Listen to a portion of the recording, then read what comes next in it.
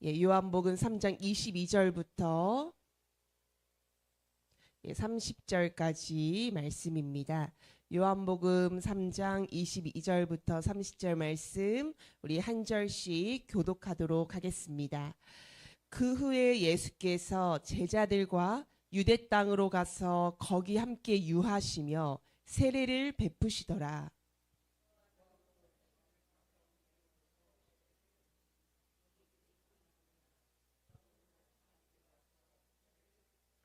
요한이 아직 옥에 갇히지 아니하였더라.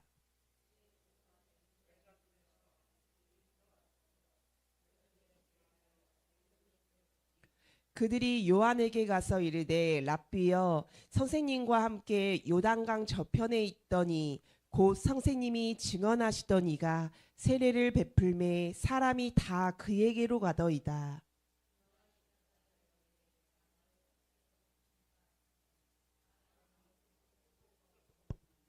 내가 말한 바 나는 그리스도가 아니요 그의 앞에 보내심을 받은 자라고 한 것을 증언할 자는 너희니라.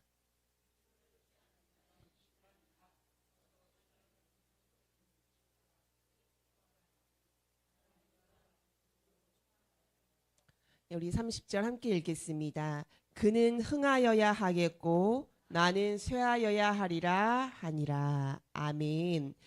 오늘 본문을 보면은 짧지만 이 불편함과 긴장과 위기감이 담겨 있는 한 문장이 나와 있습니다. 그것이 바로 26절 말씀인데 우리 한번 화면을 보고 같이 한번 읽어보겠습니다. 사람들이 다 그에게로 가더이다. 사람들이 다 그에게로 가더이다.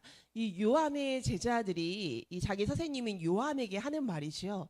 그러니까 어떻게 이 얘기가 나오게 됐냐면은 이 요한의 제자 중에 한 사람이 어떤 사람과 이 정결 예식에 대한 논쟁을 한 거예요. 그러니까 이 정결 예식이라 하면은 이 깨끗하게 하는 의식을 정결 예식이라고 하잖아요. 그래서 당시에 요한이 행하던 물 세례와 연결되어서 이해를 할 수가 있습니다. 자, 그리고 이 정결 예식, 이 세례에 대한 논쟁은 자연스럽게 그렇다면 누가 무엇이 사람을 깨끗하게 하는가? 그렇다면은 요한의 세례가 사람을 깨끗하게 하는가? 예수님의 세례가 우리를 깨끗하게 하는 것인가? 이 문제까지 이어졌던 것 같습니다. 당시 여러분 요한뿐만이 아니라 예수님도 제자들과 이 유대 땅에서 세례를 베풀기 시작하던 때였어요. 자, 그런데 예수님이 이렇게 세례를 주시니까 요한에게 오던 사람들이요, 이제 요한을 찾지를 않는 거예요. 막 예수님께로 가는 거예요. 요한에게 몰려들어서 이 세례를 받던 사람들이 이제는 요한에게 오지 않고 예수님께 가는 것이죠.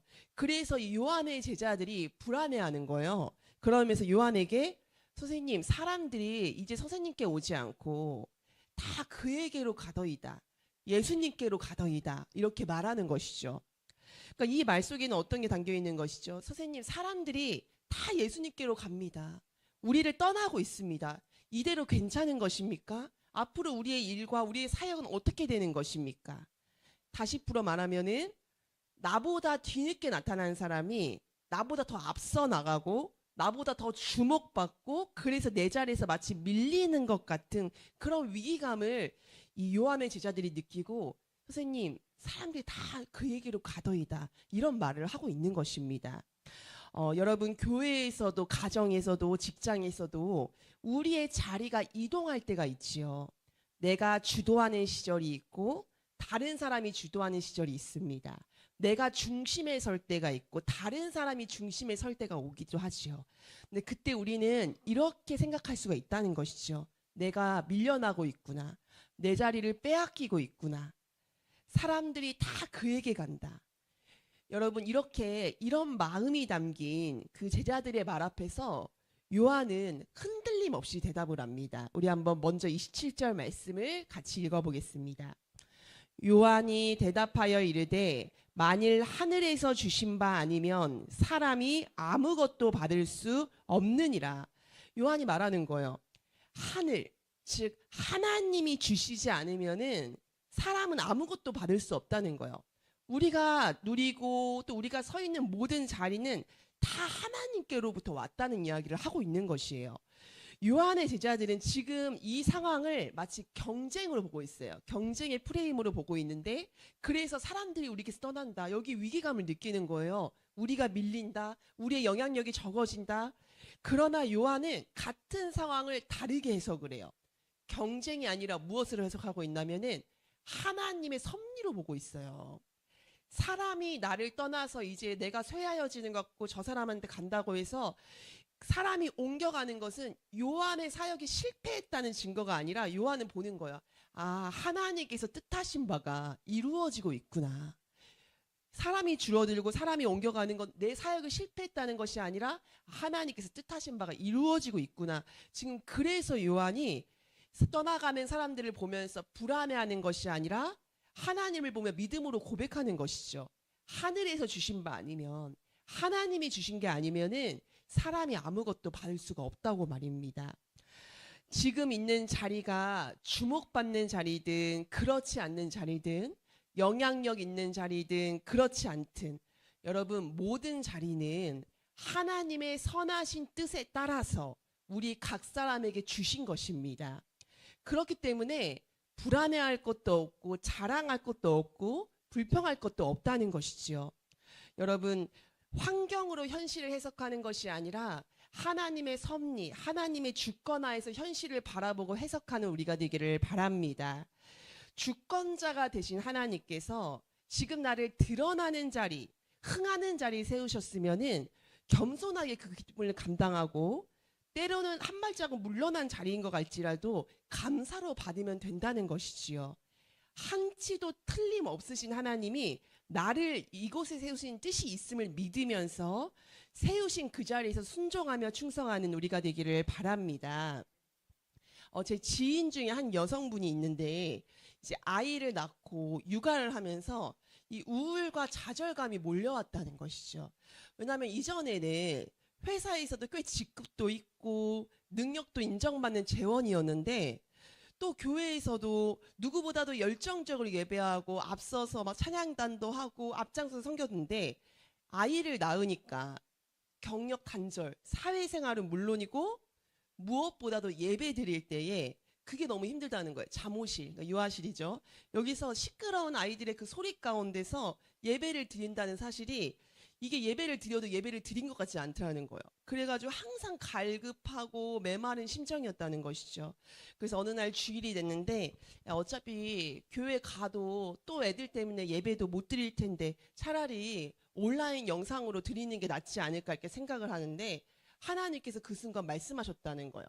지금 너의 삶의 자리에서 예배 받기를 원한다고 하나님이 말씀하시더라는 거예요.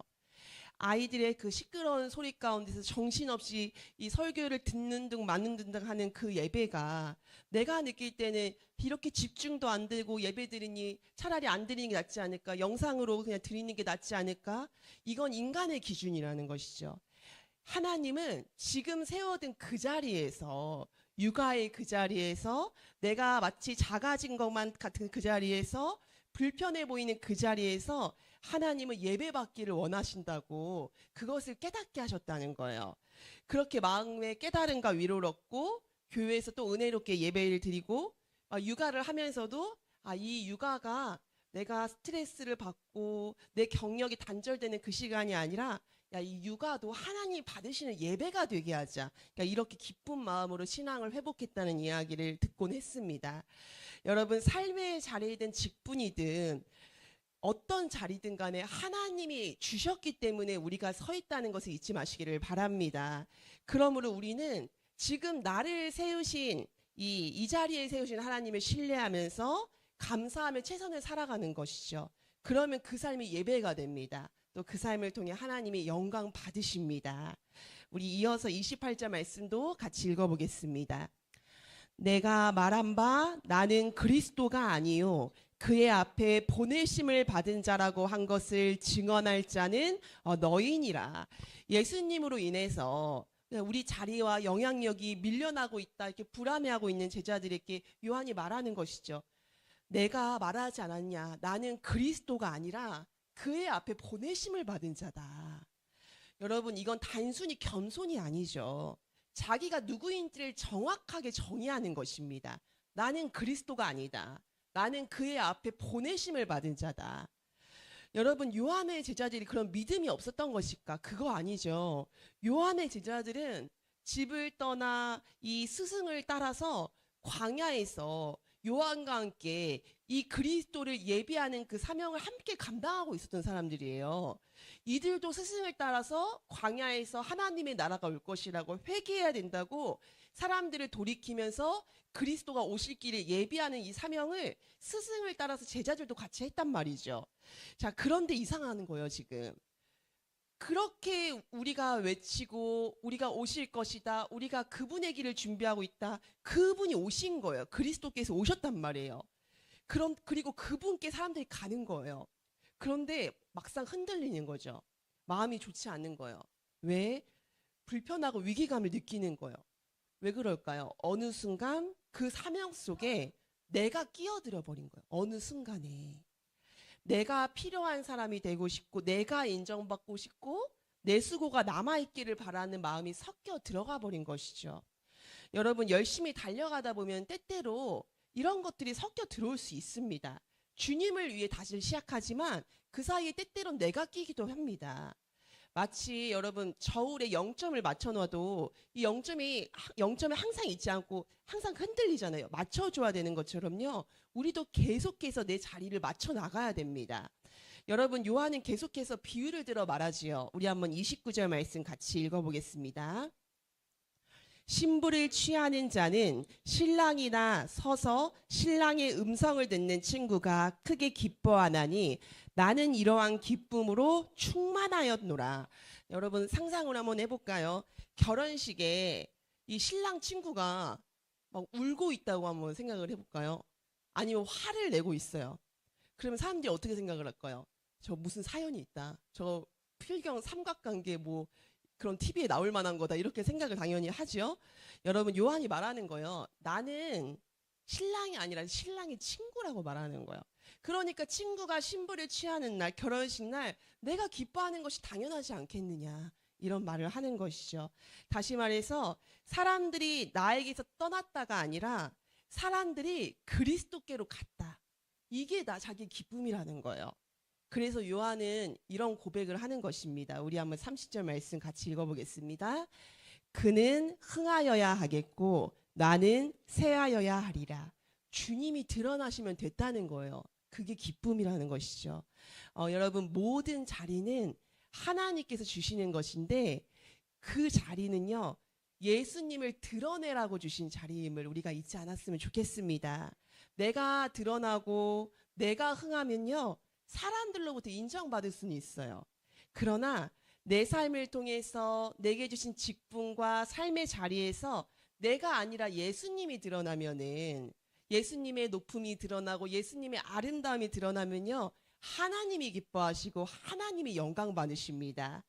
우리의 자리는 신랑의 친구, 신랑이 기뻐하는 것을 보며 기뻐하는, 여러분, 그 자리가 우리의 자리임을 잊지 마시기를 바랍니다. 말씀을 이제 마무리하겠습니다. 여러분, 우리는 오해합니다. 흥함과 쇠함을 성공과 실패라고 오해를 해요. 흥하면 성공하는 것이고 쇠하면 실패하는 것이라고 생각을 하죠. 그런데 우리 삶이 흥하는 순간이든 쇠하는 순간이든 그 가운데서 주님이 드러나시면은 그게 성공이라는 거예요. 그게 복이라는 것이죠. 그래서 요한은 쇠해지는 순간에도 두려워하지 않는 거예요. 왜냐하면은 그것은 끝이나 실패가 아니라 예수가 드러나는 성공의 순간인 것을 요한은 알았기 때문입니다. 여러분, 우리 삶 가운데 예수가 드러나실 때에 내가 있는 자리가 흥한 자리이든 쇠한 자리이든 우리의 마음을 하나님께서 기쁨과 평안과 감사로 채워주실 줄을 믿습니다. 우리 이 시간 함께 말씀을 기억하며 함께 찬양하며 기도하도록 하겠습니다.